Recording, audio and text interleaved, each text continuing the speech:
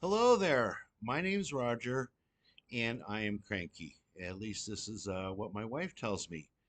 And I'm the kind of guy who I listen to her number one and number two. I'm willing to do a little bit of self introspection as to why I might be cranky. And as I've begun this, one thing I found out is I'm not the only one who's cranky. As we get together with some other people, sometimes a story comes up here and there. And I've got quite a few good friends who are accused of being cranky also. So I wanted to explore this phenomenon a little bit more, try and see if it's a phase we're going through. It begs a lot of questions. I mean, whose fault is it that I'm cranky? Is it genetic? Is it environmental? And what can we do? What can we do about it? I mean, being cranky doesn't sound like it's a good thing. It's not necessarily a bad thing. There's a lot of worse things I've been called than cranky. Personally, I do think it has something to do with being retired for 3 years. I've got a lot of time on my hands, and I tend to look at things a little differently these days.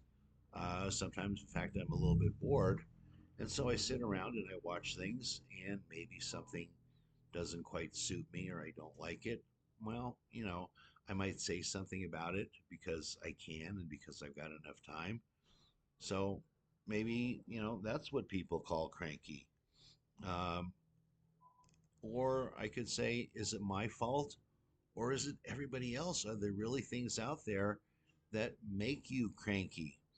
And I'm kind of leaning in that direction because I've had a lot of experiences in life, and I think I've treated life pretty good with a optimistic view.